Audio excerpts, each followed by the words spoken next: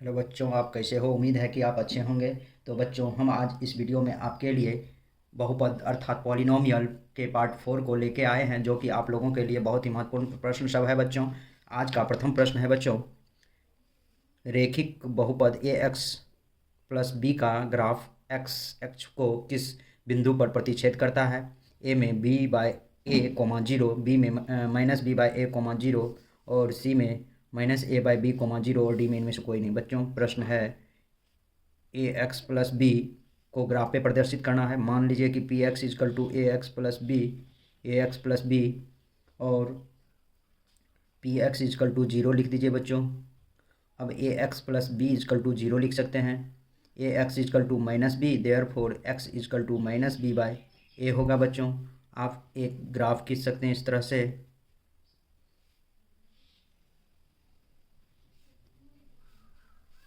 X X dash, Y Y dash zero,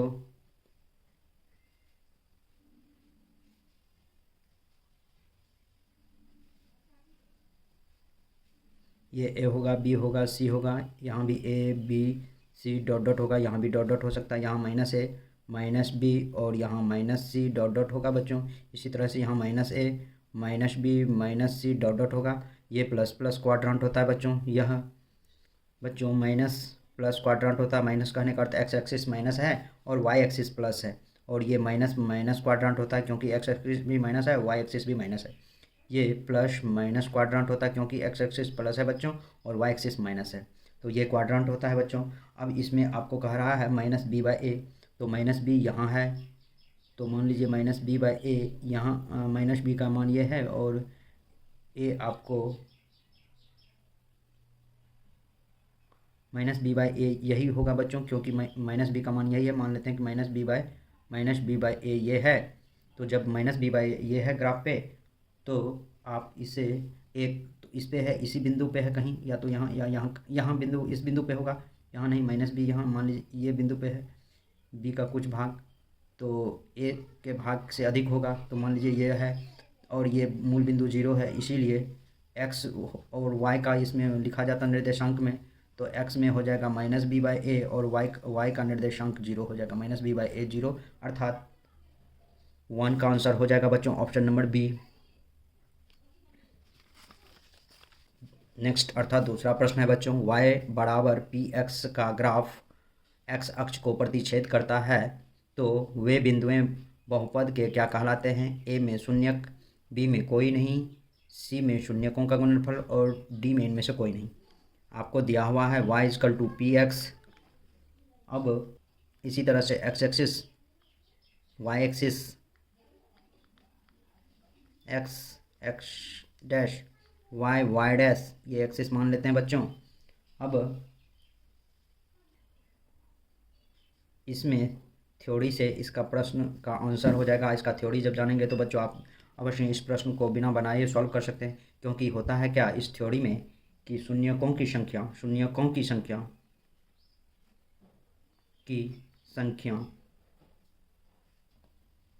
मान लीजिए कि संख्या बराबर जब एक हो, या शून्यकों की संख्या एक होती है, इसलिए होती है बच्चों क्योंकि यह एक्स अक्ष पर या तो यहाँ या यहाँ एक्स अक्ष होती, इसलिए होती है कि क्योंकि यह एक्स अक्ष पर एक ही बिंदु पर प्रतिच्छेद करती है, इसीलिए शून्यकों की संख्या एक, या इसको शून्यक भी लिख सकते हैं बच्चों, अर्थात यह शून्यक हो जाएगा बच्चों, अर्थात 2 का आंसर हो जाएगा बच्चों ऑप्शन नंबर ए। बच्चों, यह थ्योरेटिकल प्रश्न है, इसमें कोई बहुत मुश्किल बात नहीं है, इसे आप आसानी से बना सकते हैं जब आप इसका थ्योरी जानते रहेंगे। नेक्स्ट प्रश्न है बच्चों, प्रश्न नंबर 3। आज का नेक्स्ट प्रश्न है बच्चों प्रश्न नंबर 3। आपको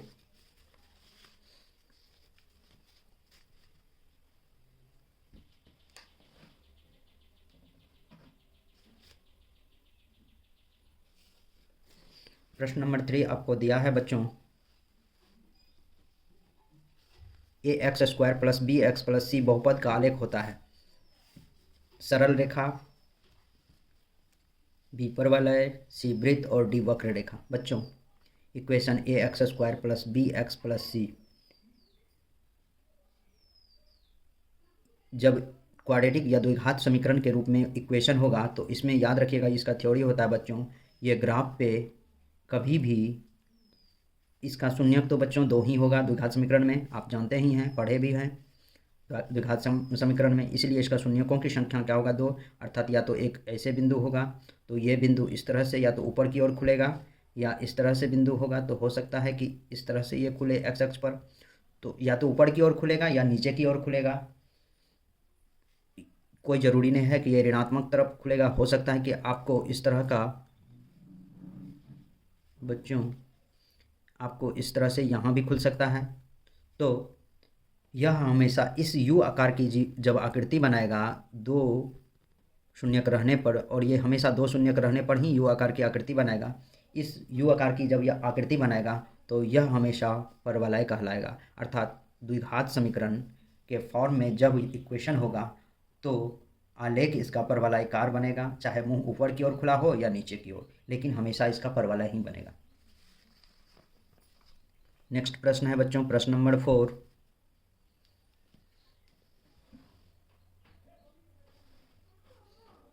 y = 2x + 3 का ग्राफ x अक्ष को काटता है, x अक्ष को काटता है बच्चों। a 3/2, 0, b -3/2, 0, c -2/3, 0, d इनमें से कोई नहीं।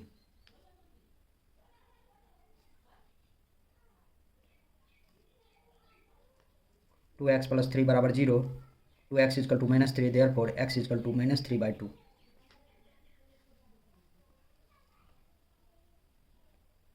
-3/2, 0।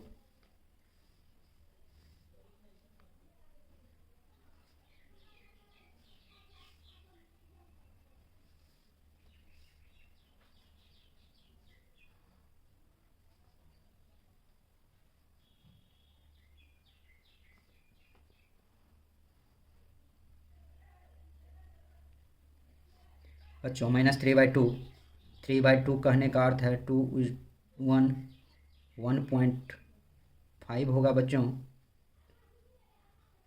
तो जब 1.5 हुआ तो यहाँ ये इक्वेशन ये बनेगा 3/2, अर्थात ये x अक्ष पर -3/2 यहाँ आएगा इसका, इसीलिए यहाँ कटेगा बच्चों, तो इसका ग्राफ होगा -3/2, 0, अर्थात क्योंकि यहाँ x का मान -3/2 है तो -3/2 1 के बाद आएगा और ये 1 -1 और -2 के बीच आएगा, तो इसलिए यहाँ ये कटेगा बच्चों, और ये x एक्सिस पे है, y एक्सिस कुछ नहीं दिया हुआ है तो वो 0 होगा बच्चों, तो इसलिए 4 का आंसर हो जाएगा बच्चों ऑप्शन नंबर बी।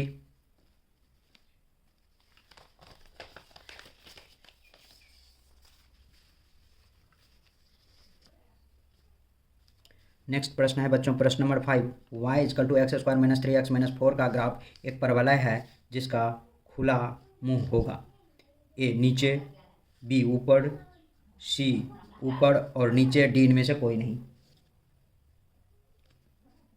बच्चों यह भी एक थ्योरेटिकल प्रश्न है, आपको y = x² - 3x - 4 दिया हुआ है।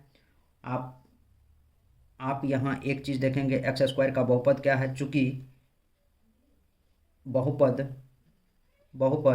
x² धनात्मक है, इसीलिए जब भी धनात्मक होगा बच्चों, इसीलिए परवलय का मुंह ऊपर की ओर खुलेगा बच्चों।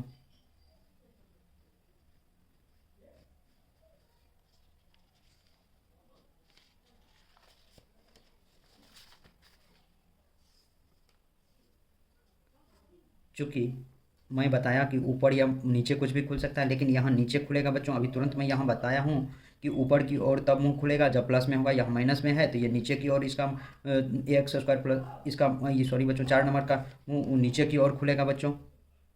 क्योंकि ये माइनस में है। आपको तो पहले ही थ्योरी में मैं बता दिया हूँ कि या तो ऊपर खुलेगा या नीचे खुलेगा बच्चों मुँह इसका। और ऊपर और नीचे खुलने का रीज़न यही है बच्चों कि y equal to x² - 3x - 4, चूँकि बहुपद x² धनात्मक है इसलिए परवलय का मुँह ऊपर की ओर खुलेगा। नोट, x² जब ऋणात्मक होगा तो मुंह नीचे की ओर खुलेगा बच्चों।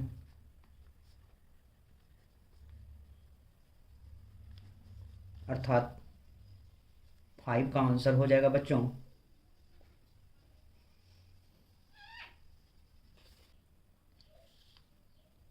5 का आंसर आपको हो जाएगा बच्चों ऑप्शन नंबर बी। एक बात और बता देता हूँ आप लोगों को, यही मैं आप ध्यान दीजिएगा। आपको तो मैं ग्राफ बता दिया हूँ, इस तरह से ग्राफ बनेगा एक्स वाई, ये ग्राफ हुआ। जब शून्यक 2 होगा इस ग्राफ में कभी भी तो इस तरह से भी मुंह खुल सकता है, और जब शून्यक 2 से अधिक होगा बच्चों तो चाहे यहाँ एक यहाँ तो इसका हमेशा इस तरह से इसकी आकृति बनेगी बच्चों। ये 3 बिंदु को प्रतिच्छेद 1 2 3 बिंदु को यह ए बी सी 3 बिंदु को यह प्रतिच्छेद कर रहा है, ये 2 बिंदु को प्रतिच्छेद करता है बच्चों। तो इस टाइप की आकृति बनेगी। अब चलते हैं बच्चों नेक्स्ट प्रश्न की ओर। प्रश्न नंबर 6। आज का जितना भी प्रश्न है बच्चों लगभग आपको थ्योरेटिकल प्रश्न ही मिलेंगे आपको। नेक्स्ट और 6 नंबर प्रश्न है बच्चों। 6 नंबर प्रश्न आपको दिया हुआ है कि परवलय x अक्ष को 2 बिंदुओं पर काटता है, अतः दिए हुए बहुपद के शून्यकों की संख्या क्या होगी। बच्चों मैं ऊपर में ही बता चुका हूँ, यह जब कोई y x 0 इस टाइप का कोई ग्राफ है और इसमें कह रहा है 2 बिंदुओं पर काटता परवलय x पर, चाहे यहाँ काटेगा, चाहे हो सकता है यहाँ काटेगा, चाहे यहाँ काटेगा। x अक्ष पर x अक्ष के 2 बिंदुओं पर काटता है तथा दिए हुए बहुपद के शून्यकों की संख्या। तो जब 2 बिंदुओं पर काटेगा तो हमेशा इसका शून्यक या तो ऐसे ये दोनों हो सकता है, या ए बी या सी डी, कोई भी शून्यक 2 हो सकता है। इसीलिए 2 ही शून्यक होगा इसमें बच्चों। जब भी कभी एक ही अक्ष पर 2 बिंदु काटेगा तो इसका शून्यक भी 2 ही होगा। अतः 6 का आंसर हो जाएगा बच्चों ऑप्शन नंबर ए। 7 नंबर प्रश्न है बच्चों, त्रिघात बहुपद x³ - 3x² - x + 3 का शून्यक 1 है तो अन्य शून्यक है ए में 1, 3, बी में 2, 3, सी में -1, 3 और डी में -1, -3।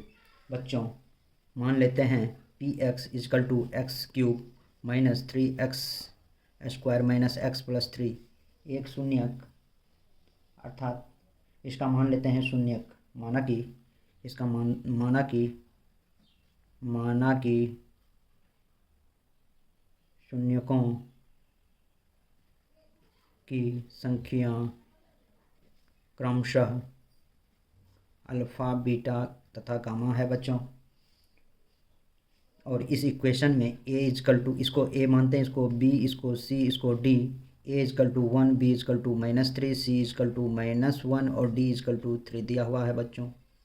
अब जब इसमें जिस तरह से द्विघात समीकरण अल्फ़ा प्लस बीटा बराबर -b/a होता था, इसी तरह से इसमें भी alpha plus beta plus gamma = -b/a होता है बच्चों। चूँकि एक शून्यक 1 दिया हुआ तो मान लेते हैं कि माना कि अल्फ़ा = 1 दिया हुआ है तो 1 plus beta plus gamma = -b का मान -3/1, अर्थात 1 plus beta plus gamma = 3/1।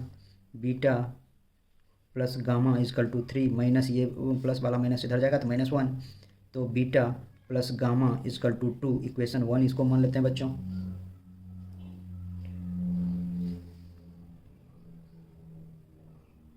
Next थोड़ा सा बड़ा प्रश्न है बच्चों लेकिन आसान ही प्रश्न है बच्चों। Next alpha into beta into gamma = ये होता है -d/a बच्चों।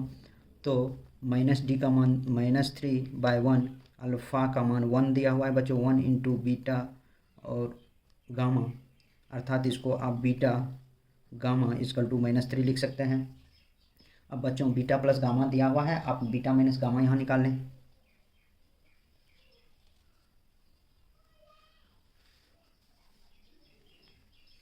बीटा माइनस गामा का स्क्वायर इजकल टू, जैसे a माइनस बी का whole square a plus b का होल स्क्वायर -2ab होता है, उसी तरह से beta minus gamma, beta minus gamma is equal to beta plus gamma का whole square -4 beta gamma.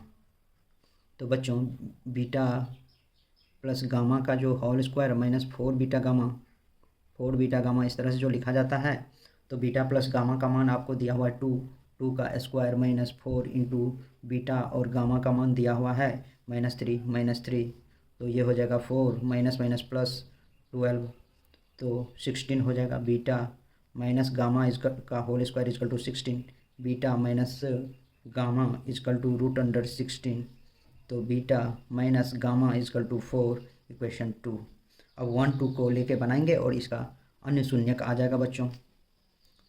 Beta plus gamma is equal to 2 beta minus gamma is equal to 4। बच्चों जब इस टाइप का इक्वेशन हो और इक्वेशन में कोई तरह मैंने एक माइनस एक प्लस हो तो इसको जोड़ने पर लिखते हैं।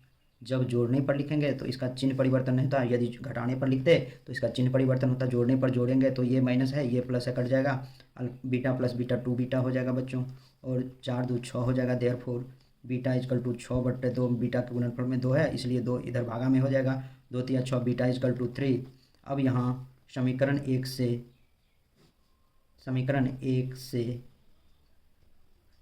बीटा की जगह पे 3 दीजिए, प्लस गामा इजकल टू 2 दिया हुआ है, इक्वेशन 1 यही है बच्चों। अब गामा इजकल टू हो जाएगा 2 - 3, गामा इजकल टू हो जाएगा -1 बच्चों, अर्थात आपको बीटा और गामा निकालना था। तो 3 बीटा गामा, तो बीटा गामा बीटा गामा बच्चों अन्य शून्यक है, तो बीटा का मान हो गया 3 और गामा का मान -1, अर्थात इसको -1 3 भी लिख सकते हैं, इसीलिए 7 का आंसर हो जाएगा बच्चों ऑप्शन नंबर सी। 7 का आंसर हो जाएगा बच्चों ऑप्शन नंबर सी। नेक्स्ट प्रश्न है बच्चों प्रश्न नंबर 8।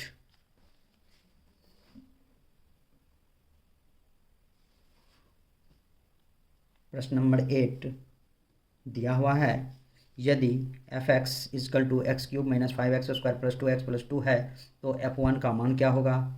ए में 0, बी में 1, सी में 2 और डी में -1। चलते हैं लिखते हैं बच्चों f(x) is equal to x³ - 5x² + 2x + 2।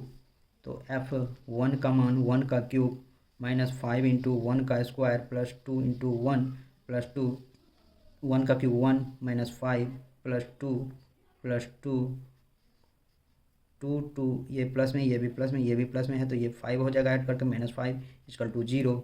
f1 का वैल्यू हो जाएगा 0 बच्चों, इसीलिए 8 का आंसर हो जाएगा बच्चों ऑप्शन नंबर ए